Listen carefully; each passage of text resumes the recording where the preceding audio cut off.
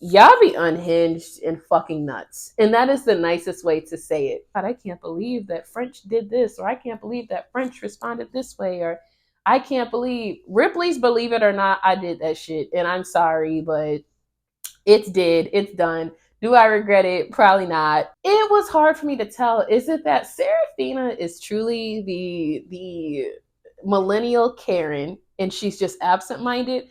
Or is it that she really just enjoys that attention she gets from doing and saying stupid stuff? This is the type of stuff that authors be talking about. You guys sit down, you read a book, and then you guys leave a negative review about what literally was disclosed in the book summary. Why do you guys do this? But I've been wrong before and I might be wrong now. So, hey everyone, I'm back with a book review. This book is titled, I will be doing this anyway, it's part of the Currency collection, and it is by Jia Tolentino. It is available with Kindle Unlimited. I read it with that read and listen program. It's 31 pages, so not super long. It's more so like a short story. So the book description is, with the pandemic looming, a listless social media editor accepts a job working for her former college friend Serafina, a popular Instagram influencer, the subject of obsessive message board surveillance, and a newly minted Karen of the day. Serafina is living out 2020 in the luxury of her ultimate self-quarantine. As the year escalates into upheaval and chaos, both women try in increasingly secretive and complicated ways to maintain the upper hand. Let me make sure this is recording. Listen, this was one of those short stories where it seemed very straightforward. Okay, the main character, whose name for whatever reason is like sliding. Okay, the main character is like, I don't even know at this point. Her name is sliding my mind for whatever reason. I felt a little confused as to Serafina is one of those people where she is very heavily judged. She's very heavily criticized and critiqued, but it's for the most part it's for good reason. Because a lot of times she'll open her mouth and give input on certain situations, and it's just like, girl, that's not exactly how that works. Like, there's even a part in the story where Serafina decides, like, I'm gonna come out as queer. And the main character asks her, like, when did you become queer? When did you become bisexual? Like, when was that a thing? And Serafina's response is literally like, well, I watch porn sometimes. I watch lesbian, I watch lesbian scissor on occasion. So I think I should be able to help contribute to the conversation by, letting people know that, you know, I'm queer. So I can contribute to the conversation. The whole time it's like, girl, that's not what your following is asking you to do. That's not what the people in your comment section who are coming at you sideways, girl, that's not what they're asking you to do. They're asking you to stop faking like you understand when you don't. They're asking for you to stop using social circumstances that are occurring as a photo opportunity, like going to Black Lives Matters, walks and things like that, snapping a picture of yourself and then stepping out of the line of the crowd and then being like, did you catch my angle? Did you get a good angle of me on that?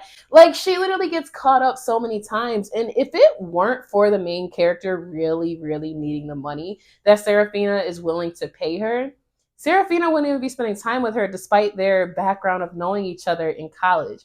Um, Serafina is like that one homegirl that you have that, like, you can only talk to her so much, you can only tell her so much because she's really absent-minded as hell. She doesn't take heed to advice that you're trying to give her that really is to her benefit so that people can stop hating her so much. It was hard for me to tell. Is it that Serafina is truly the millennial Karen and she's just absent-minded? Or is it that she really just enjoys that attention she gets from doing and saying stupid stuff? And I think it's kind of sort of the latter, but there was a part in the last 3 pages of this book where I really did not understand. Is it truly that they both were trolling each other the whole time and that the main character thought she was like trolling and the whole time Serafina was aware that she was backdooring her? Like, I'm confused. Okay, so it's one of those situations of, for me, the book was like a 4-star read because I get the gist of it. I get what it was supposed to give, but those last 3-4 pages just kind of sort of left me like, so that's it. That's the end of it. And I thought, maybe, girl, maybe you just missed it. Maybe it's because you listened to the audiobook instead of you maybe you should have went ahead and read it. So I did go back and I read it and I still wasn't getting it. And then I said, well, maybe your comprehension skills are just lacking today. So then I went to the reviews section and the reviews were pretty divided. The reviews were a little divided. Some people were saying like 4-star. I really, really loved it. I really, really enjoyed it. And then you had some people that were like, ugh. So, what I'm going to do is I'm going to go ahead and just read off the reviews, like the 1-star reviews, basically, of this book and give my reactions as to why I feel like they gave it a 1-star review and if I feel like that was even justified. Because I feel like it's pretty shady to give a book a 1-star. So, the first person is saying, I found this quite boring. The writing itself seemed okay, but the story was boring and trivial. I just couldn't get into it and finally skipped to the end so my Kindle would mark it red. That's OD. Okay, it was not boring. The book was not boring. I think if you came to it looking for a climactic moment outside of what occurred at the very last 3 pages, then maybe you would consider it boring. Um, I don't think the book was boring. I think it very much so lived up to the book summary. So it's like you kind of sort of knew what you were signing up to read. So I don't feel like that 1-star was justified. The next one is saying a slog through a muddy sea of cliche characters, none of whom anyone with a lick of sense would want anywhere near them, especially the whiny woke protagonist, equal parts annoying and boring. Um, I disagree. I disagree. I don't find the protagonist whiny or boring. I think she had good intentions on trying to educate someone that was very, very, very in the wrong, more so. Serafina, I would very easily compare to like a Kim Kardashian, and that's hard to say because I don't know Kim Kardashian as a person, but I do be feeling like old girl be posting stuff just for a response sometimes. Um, I don't agree with that comment at all. I don't agree with that 1-star review. I think when it comes to social media influencers, I think depending on how active they are on social media, I think a lot of times people will think they have an idea of a person or they'll assume like this is the life this person lives or this is what this person has going on and the whole time you're only seeing what they're posting. You really don't know them for real. Like you can be like, "Oh, she's so stuck up and she's so uppity because in our climate of inflation, why would Cardi B post that bag that's $50,000 to her followers and ask us if we like it because she earned it." That's why it's just. Did Serafina have to work hard for what she got? I don't really know if I really fully grasped if that was what was being came across. With her marriage and stuff, could Serafina have played a different role and been a different wife? Sure, okay, whatever. But people are people and you have to let people be human. You have to let people have a human experience. I have really and truly adopted this mindset of just keep on living because it's so easy to judge how you feel like someone should handle this or how you feel like someone should respond to this and that. If you're not in that circumstance, in the exact same moment as that person. And if you didn't have all these same experiences as that person their entire life, and even if you did, you never know how you respond to something. You never know how you would handle a circumstance. It is so easy to sit here on Facebook, Instagram, YouTube, all these different places and judge and be like, oh my God, I can't believe that French did this, or I can't believe that French responded this way, or I can't believe Ripley's Believe It or Not, I did that shit. And I'm sorry, but it's dead. It's done. Do I regret it? Probably not. It is what it is. And I just feel like that's kind of the approach you have to have when you're on social media and when you're doing anything besides just liking stuff. You got some of y'all people out here that even scroll through people's likes. Oh my God, so and so, Kanye hasn't liked Drake's pictures in 6 weeks. Kanye unfollowed Kim Kardashian last week, so it must mean that their co-parenting relationship, like, y'all be too deeply involved. Y'all be too deeply involved. Y'all be too deeply involved. Even some booktubers, like, you guys will get in these comment sections and argue with people like, you said that about books and you're a librarian?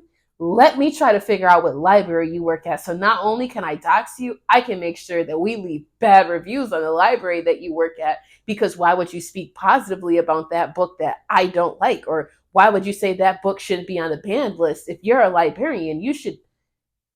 Y'all be unhinged and fucking nuts. And that is the nicest way to say it. I think social media has been such a blessing and a curse. It has made it so easy for people to sit on their high horse and to throw rocks from out of glass homes.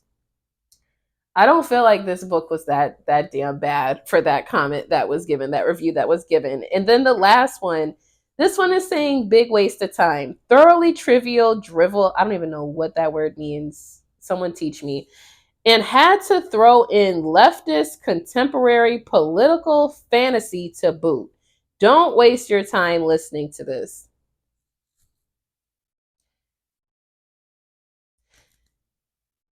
And this just for me brings up that point of, do you guys even read the goddamn book descriptions of the books that you guys are reading? Or do you guys blindly pick up a book, say, you know what, I like the book cover, and the book cover is cute. Shout out to Jia if I'm saying her name. If it's Gia and not Gia, please forgive me. Do y'all even read the book summaries before y'all read books? Like, I'm not sure what part of the book summary didn't give social activism of 2020. Like, if you were fucking living and breathing in 2020, you know what was going on. So, like, what were you expecting? Like, all hail Trump in the book? Like, what were you? This is the type of stuff that authors be talking about. You guys sit down, you read a book, and then you guys leave a negative review about what literally was disclosed in the book summary. Why do you guys do this? Like, I genuinely don't get it. Like, is it crack? Is it drugs? What is it?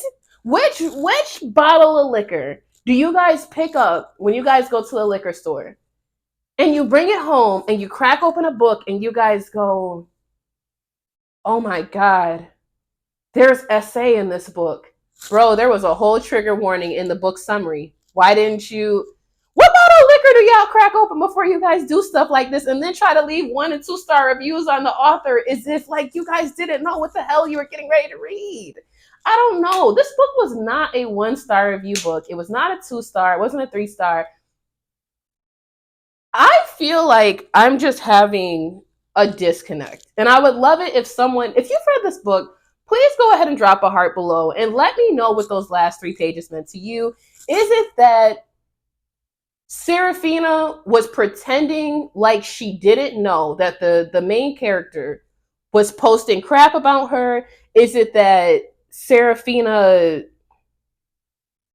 bro, I don't get it. I'm not gonna cap. I don't get it. I don't get it. But I still don't sit here and be like, oh, it's a 1-star read because I didn't understand. No, that's not the case. I'm just probably a little, I don't know. I don't get it. Like, I know for a fact that clearly the protagonist was bamboozled. I know she clearly couldn't have been aware that Serafina was hip to her nonsense the whole time. But once again, it's in the book summary. that there was a power struggle happening between the two of them. So I'm not all that surprised because I read the book summary before I read the book. So whatever. Oh my God. If you guys have not already, go ahead and hit the subscribe button. I come with book reviews at least twice a week. I even have started doing video books of videos of my books that are on my TBR.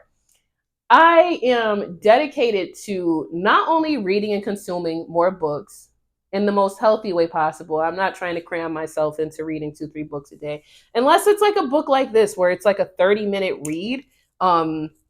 With an audiobook, I can consume 2 of those. That's nothing. That's your drive to the grocery store and back. But I'm also to a point where I do want to network with way more authors. Like my goal is to hit like networking with 1,000 authors, and I don't have a cap on that. I don't have like an end date of like when that begins or ends. Since I started on May 4th of 2024 with this thing, I'm currently at 17. And by the time you guys see this video, it'll be way months later. I record my book reviews super far in advance.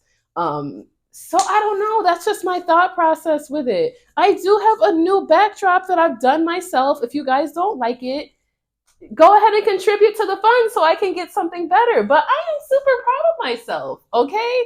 Had some help from my ex-husband. He helped me to put up the wallpaper. And since neither one of us are like, we're not interior designers, I don't care about that little section over there that is like unaligned. I don't care about that. I'm proud of myself, okay? My little work of art right here that I've done, this shit was like $30. Do you guys know how much like the frugal woman in me is super proud? I have my books on here. Like, that's big for me. And it is removable, like wallpaper. It's like temporary. So you just go ahead and peel it off when you get ready to move out. Like, I don't know. I got it from Amazon. But by the time you guys see this video, Trapped by a Tennessee Trapper will be on pre-order. I think at this point I haven't fully decided, but I am probably shooting for that book to come out May of 2025. That's the goal I'm going for.